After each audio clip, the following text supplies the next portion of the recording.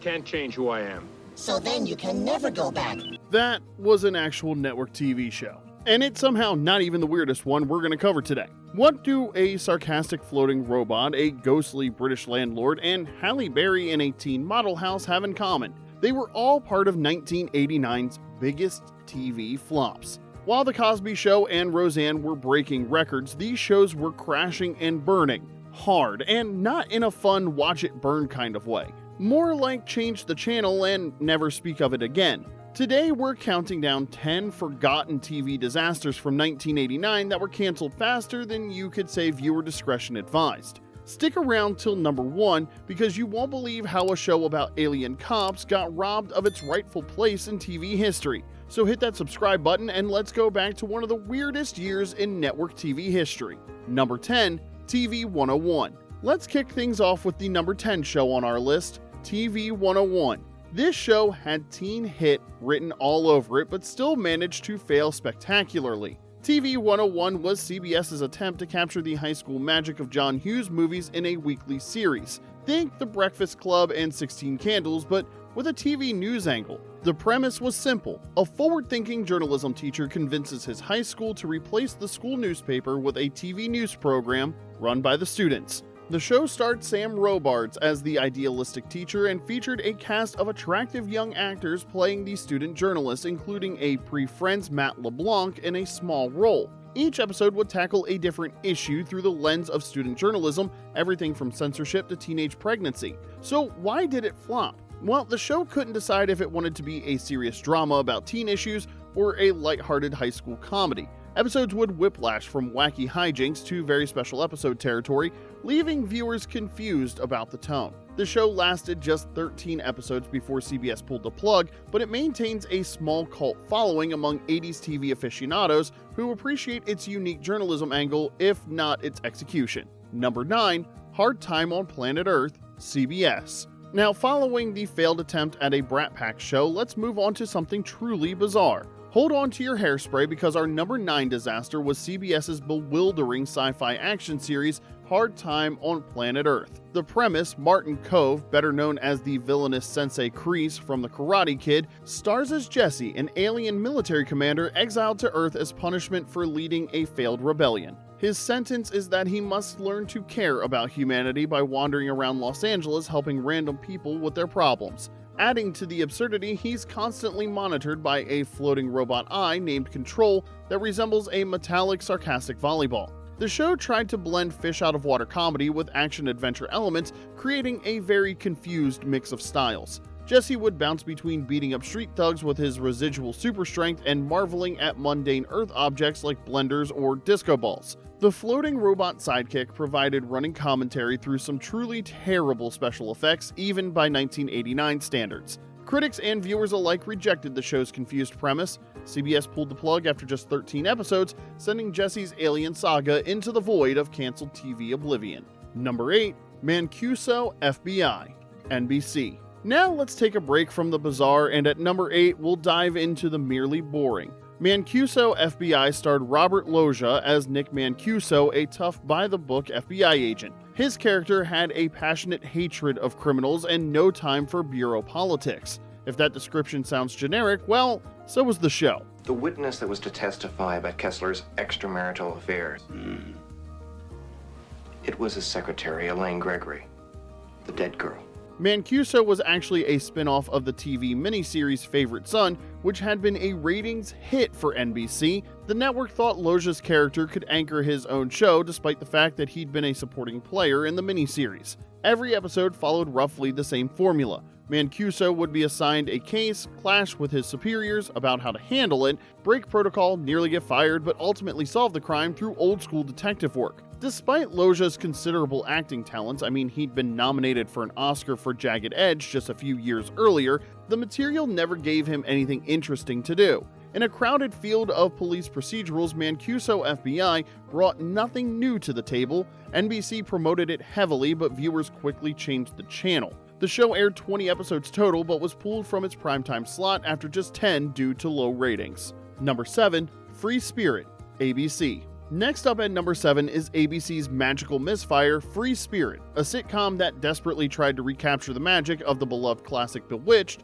but completely missed the mark. This charming disaster starred Corinne Bohrer as Winnie, a young witch who becomes the housekeeper for a newly divorced attorney and his 3 kids. The show followed a very predictable formula. The family faces a problem, Winnie uses magic to try and help, her spells backfire hilariously, and then everyone learns a valuable lesson. Despite Bohrer's undeniable charisma and genuine effort, the show's writing was completely lacking in any magical or comedic spark. She later found fame in Buffy the Vampire Slayer and How I Met Your Mother. ABC executives reportedly loved the concept in development, believing that magic-tinged family comedies were due for a comeback. They weren't entirely wrong, just a bit early. A few years later, Sabrina the Teenage Witch would become a massive hit with a similar premise, but much sharper writing. Critics found Free Spirit predictable and dull, and viewers agreed. ABC vanished the show after just 14 episodes, proving that timing and execution, not just concept, make the difference between a hit and a flop. Number 6, Living Dolls, ABC.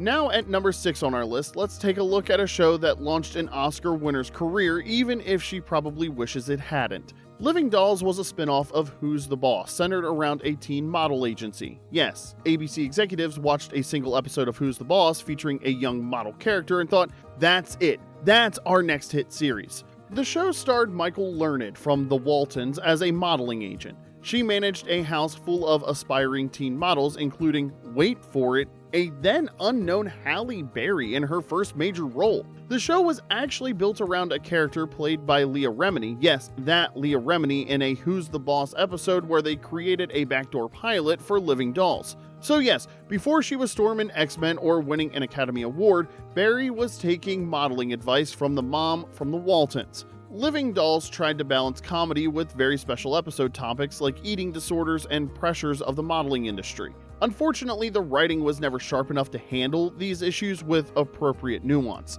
ABC canceled Living Dolls after just 12 episodes, with its final episode airing in December of 1999. The show is now primarily remembered as a footnote in Remini and Barry's careers, a perfect example of how even the biggest stars often have humble beginnings. Number 5, A Peaceable Kingdom, CBS. From high school to the Wild Kingdom, our next flop starred Lindsay Wagner as the first female director of a large city zoo.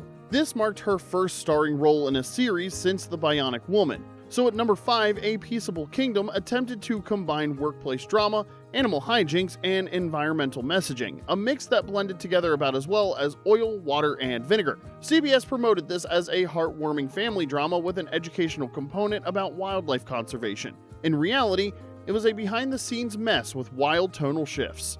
Just now, a decaf for the all-time first 55 pull-ups. Pectoral perfection. You two come with me. All right! At this moment, on this planet, no daughter loves her mother more. One episode might feature a lighthearted story about a mischievous monkey, while the next would tackle poaching or animal testing with all the subtlety of a sledgehammer. Working with animals created numerous production problems. Filming frequently had to stop when animals wouldn't cooperate, and Wagner later revealed that many scenes had to be heavily edited around the animals' limitations. Critics were generally unimpressed, noting that the show couldn't decide if it wanted to be nature documentary Wild Kingdom or legal drama LA Law. Viewers were equally confused, and CBS canceled the show after just 12 episodes. Hey, if you're still watching, you've officially survived more flops than CBS did that year, so tap like if you're feeling the pain. Number 4, Snoops, CBS. Okay, let's continue to our number 4 show, Snoops. Snoops was a detective series starring real-life couple Tim Reed and Daphne Maxwell Reed. Viewers knew Tim from WKRP in Cincinnati and would eventually get to know Daphne as the new Aunt Viv on The Fresh Prince of Bel-Air later seasons. They played an upper-middle-class Washington, D.C. couple who solved crimes in their spare time. The show aimed for a light, sophisticated tone similar to detective shows like Heart to Heart or Moonlighting, with the Reeds bringing their natural chemistry and charm to the roles. He played a criminology professor, she a Georgetown socialite with government connections, and together they'd tackle cases that baffled the authorities. Despite CBS's heavy promotion, viewers simply didn't connect with the concept. In a decade saturated with detective shows, Snoops didn't offer anything distinctive enough to stand out. After just 13 episodes, CBS retired these amateur sleuths for good. Number 3. Nearly Departed, NBC. What happens when you take Monty Python's Eric Idle and cast him as a ghost haunting a suburban American family? Well, moving up to number 3 in our countdown, we have just that show with Nearly Departed, a supernatural sitcom that wasn't nearly funny enough to survive its brief 6-episode run on NBC in 1989. The premise had potential. Idle played Grant Pritchard, a recently deceased British man stuck haunting the home now occupied by the Dooleys. This typical American family could see and hear him, setting up a premise that was essentially Beetlejuice meets the classic show The Ghost and Mrs. Muir, but with Idle's trademark British wit. Unfortunately, the execution fell flat. The show couldn't decide if it wanted to embrace Idle's Pythonesque crazy humor or conform to the more conventional American sitcom format of the time. The result was a watered-down version of both that pleased no one. The special effects were laughably bad, even for 1989. Grant's ghostly appearances consisted primarily of Idle standing in the shot while the lighting changed slightly.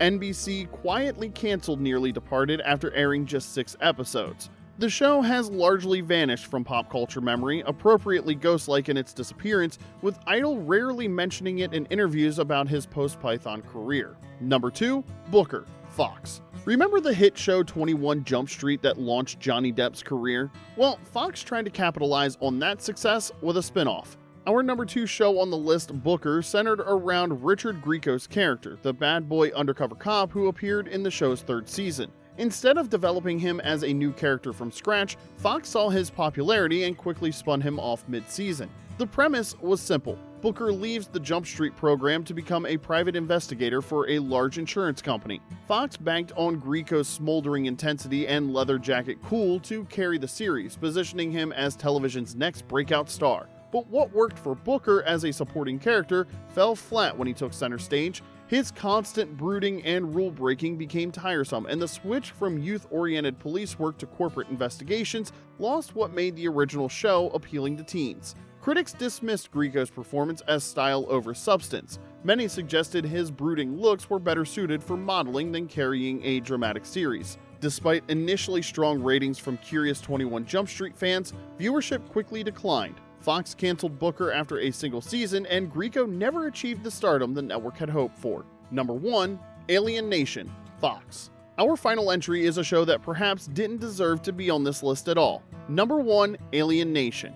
This science fiction series expanded on the 1988 film of the same name. Set in Los Angeles in the near future, the show followed the partnership between a human detective and a newcomer, a member of an alien race whose ship crash-landed on Earth. The premise had tremendous potential for social commentary, using the alien integration as a mirror for real-world immigration and racism issues. The show didn't shy away from these parallels, featuring episodes about newcomer discrimination, cultural challenges, and even interspecies relationships. The aliens had their own biology.